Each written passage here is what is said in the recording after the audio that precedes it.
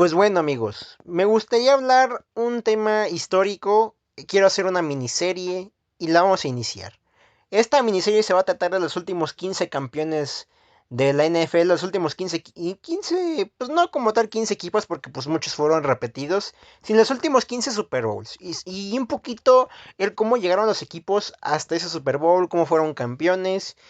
Y este creo yo es una de las historias más bonitas, las más inspiradoras, ya que el conjunto de los Santos de Nueva Orleans en el Super Bowl 44 le ganaron a los Colts. Pero ¿por qué es tan bonita? ¿Qué tan especial tiene esta historia, no? Esto tenemos que remontarnos un poquito al año de 2005, donde el conjunto de los Santos de Nueva Orleans y la ciudad de Nueva Orleans en sí, pues pasaba por este tema del huracán Katrina, una ciudad que después del incidente estuvo muy desangelada, la gente se iba, esto afectó mucho a los negocios locales, había una crisis tanto económica como social, la gente como que no encontraba algo feliz, algo que los volviera a resurgir, ¿no? Como ciudad, algo que los levantara, ¿no? Una ciudad que estaba en la ruina, estaba, pues tristemente en un tema complicado. Y pues, te digo, muchos vecindarios se destruyeron, muchas personas se fueron desplazadas y que en ese tiempo era un tema histórico, ¿no? Era un tema histórico ya que pues era una ciudad que estaba en la ruina, en lo peor de lo peor. Se puede decir que con todo respeto era un vertedero en ese momento por el huracán Katrina. Y además de que, pues entre las personas que se quedaban ya como que una desesperanza, ¿no? No había algo que los pudiera levantar. Llegaba el 2006. En la temporada antes de ese 2006, los Santos habían llegado con un récord de 3 triunfos y 13 derrotas.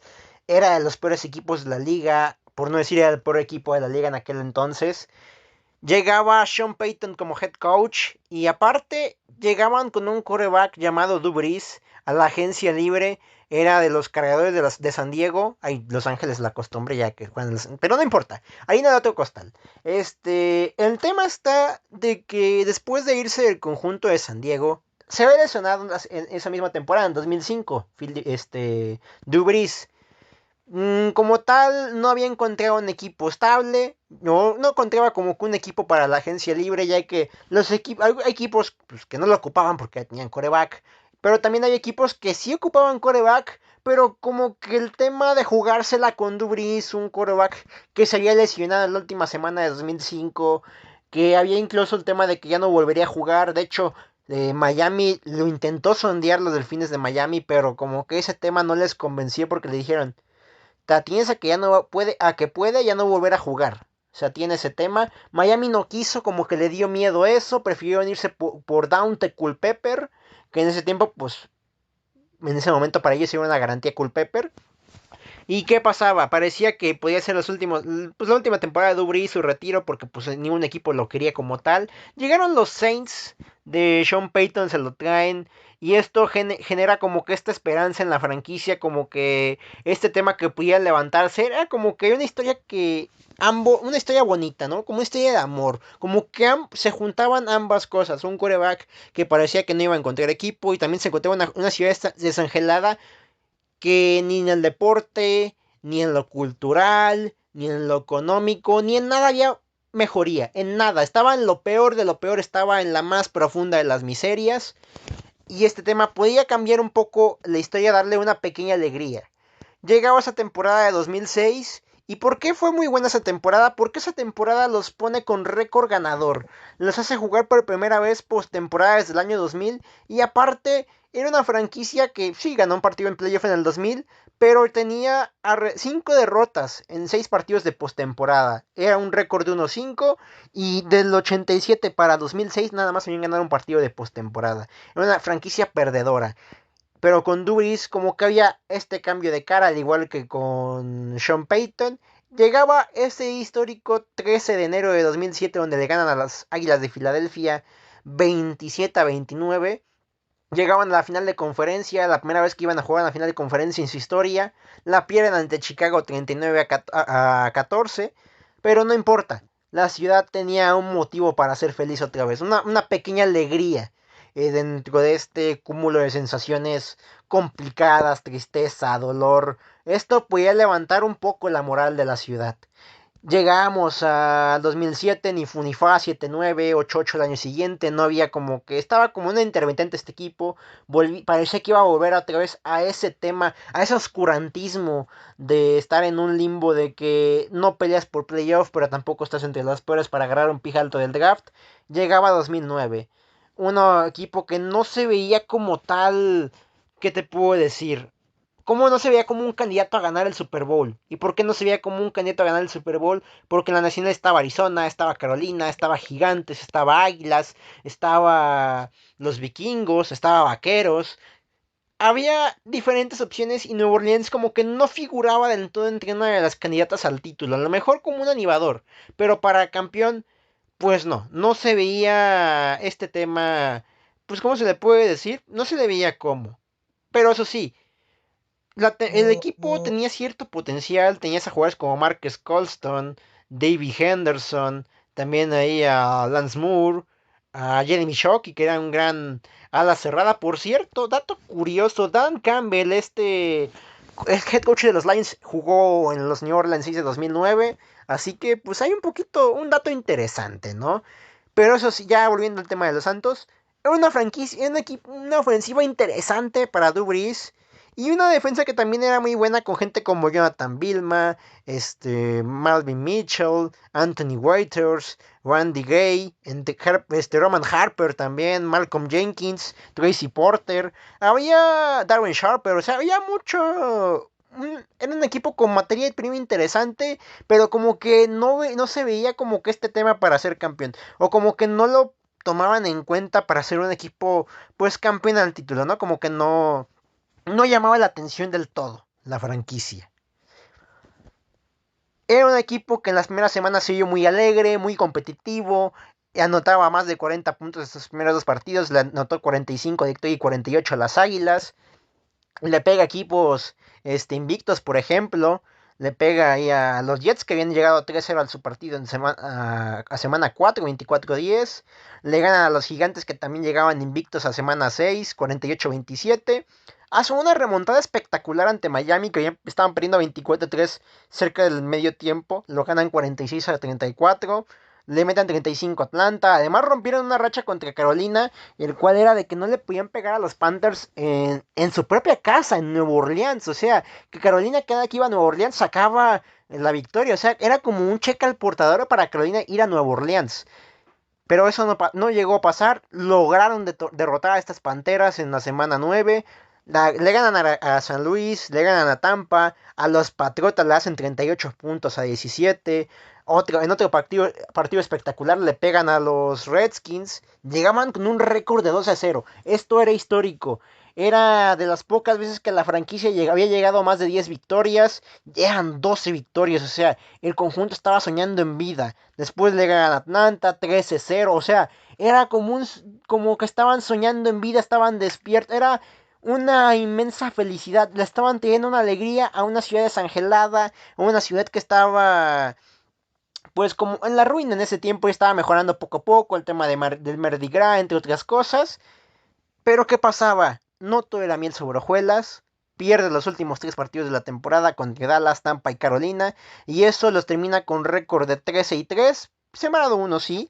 Pero generaba muchas dudas este tema de las últimas tres derrotas, que si Nueva Orleans podía llenar el ojo de la liga, si Nueva Orleans iba a ser campeón, y además había como que este tema, esta mala racha que tenían los sembrados uno. Al menos en la conferencia nacional en los últimos 2 años, ya que en 2007 Vaqueros, que fue sembrado uno, fue eliminado en su primer partido, y Gigantes, que fue sembrado uno en 2008, también fue eliminado en su primer partido.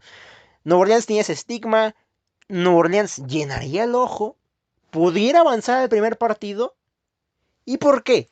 Se enfrentaban a los Cardenales de Arizona.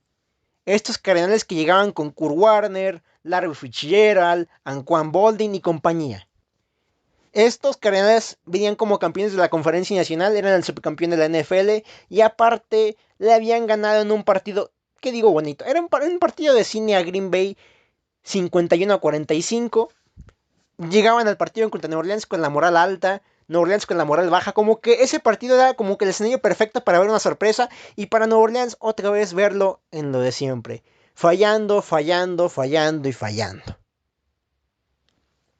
Pero ¿qué pasó? Se adelantó Arizona 7-0. Parecía que sí, no iba a pasar lo mismo de siempre. Nueva Orleans no iba a poder llegar a ese tema de... ¿Cómo se le puede? A este tema, a esta felicidad, ¿no? A este tema, otra vez regresar a sus glorias, ¿no? Parecía que no iba a ser así, que otra vez iba a ser otro año en las penumbras. Y no, apalean al conjunto de Arizona 45-14. Un partido que sí tiene una cierta manchita en el historial porque pues ese partido termina siendo el retiro de Kurt Warner. ¿Y por qué manchita el retiro de Kurt Warner? Por la forma en la que se va, un tacleo muy tardío, muy feo, grotesco, pero pues al final del día es otro tema para otro video. Nueva Orleans estaba en la final de conferencia, era la primera final de sí, segunda final de conferencia en su historia. La primera había sido en 2006. Era su segunda victoria en postemporada en su historia. Era algo histórico para la franquicia. Este tema, estar en la antesala de un Super Bowl por segunda vez. Llegaban ante unos vikingos de Minnesota de Brett Favre y compañía, Adrian Peterson, que estaba haciendo un gran trabajo esta temporada. Tampoco eran candidatos a ganar ese partido. Sobre todo porque pues mucha gente estaba como que fantaseando con ese tema de un Super Bowl Brett Favre contra Peyton Manning, ya que pues en aquel momento pues sonaba interesante, ¿no? Sonaba, ay, mira, Peyton Manning contra Brett Favre va a ser un juegazo, ¿no? Y sí, pues, o sea, va a ser un juegazo, ese tema sonaba muy interesante, pero pues Nueva Orleans tenía otros planes, tenía otra historia en mente, otro plan. Ellos no se iban a quedar con las ganas, esta era una oportunidad muy clave para ser campeones y no la tenían que desaprovechar. Y sí, no la desaprovechaban en el primer partido. Y en el segundo también. Le pegan a los vikingos 38-21. Un partido que en algunas partes, en algunas partes se vio superado. Minnesota se veía mejor. De hecho, hubo un momento del partido donde Minnesota lo anduvo ganando 14-7 en el primer cuarto. De hecho, Minnesota tuvo el drive para ganar el partido. Pero Brett Favre en un pase cruzado termina por regalar el balón a la defensa de Nueva Orleans. Y eso mismo mandaba el partido a la larga. Lo mandó a la larga y con un gol de campo, pues Nueva Orleans se metía a una histórica final de conferencia, cosa que, digo, un histórico más bien histórico Super Bowl, era el primero en su historia, y disculpen el error, y se iba a enfrentar a Peyton Manning y a los Colts. A Peyton Manning y a los Colts, equipo que llegaban con récord de 14-0, un equipo bastante dominante, Reggie Wayne, Dallas Clark y compañía, ¿no? Un equipo destructor, un equipo que venía como el jefe final. Peyton Manning ya había jugado un Super Bowl en la ciudad de Miami, ya que el Super Bowl que juegan ante los Osos de Chicago en esa misma temporada que Santos llegó a la final de conferencia fue allá en Miami. Así que no se le hacía un escenario desconocido a Peyton Manning y compañía, ¿no? No se le hacía un escenario desconocido. Y además, te digo, tenían ahí a Austin Coley, a Pierre Garçon. Ya no eso sí, ya no estaba Marvin Harrison Jr., pero aún así era un equipo bastante bueno, bastante interesante. Y en defensa, pues tenía esa gente, pues del calibre de Cody Glenn, Gary Breakers, Anthony Betia. Melvin Bullitt, entre otros, ¿no? Randy Brook, Keyunta Watson, Dewitt Freeney, entre otros. También tenías allá a Pat McAfee, así que pues el equipo de Colts era un equipo muy... Ah, y además Adam Vinatieri de pateador, así que pues Indianapolis era el mejor equipo de la liga en aquel momento, así que pues parecía que Nueva Orleans otra vez tenía todas las de perder, ¿no? Una ciudad con... Pues, bueno, ya repetí lo mismo en otra ciudad, pero bueno, es que es muy complicado todo ese tema, o sea, que ya, el tema es también, ¿cómo se le puede decir? Creo yo, este es uno de los Super Bowls que también tuvimos una sorpresa, ¿no? Independientemente de que Nueva Orleans tenía un gran récord, 13 triunfos y 3 derrotas, y nada, pues tenía 14, y además, pues este tema que Nueva Orleans nunca había jugado un Super Bowl en su historia, Colts ya había jugado, pues hace recientemente, hace 3 años, así que, pues tenía todas las de perder el conjunto de Santos, ¿no? Tenía todas las de perder, así que, pues iba a ser una batalla complicada, además pues de que incluso lo arrancaron hasta perdiendo con un pase de Peyton Manning a Pierre Garçon. Parecía que iba a ser una noche larga para el conjunto de Nueva Orleans y donde pues los Santos iban a ser dominados, ¿no? Lo perdían incluso hasta 10-0 en algún punto del partido. Y qué puedo decirte, hay un tema, hay una jugada que me gusta mucho de ese Super Bowl. es en el inicio del tercer cuarto. Iban perdiendo 6-10. El balón iba para Indianápolis. Pero ¿qué pasa? El pateador decide hacer algo interesante. Se sacó algo de la chistera. ¿Por qué?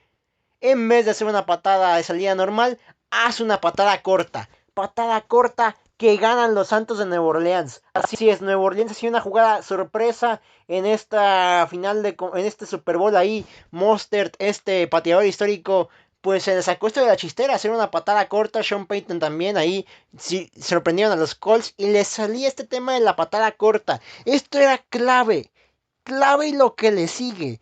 ¿Por qué?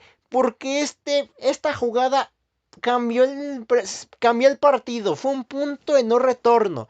¿Por qué un punto de no retorno, Dante? ¿Por qué?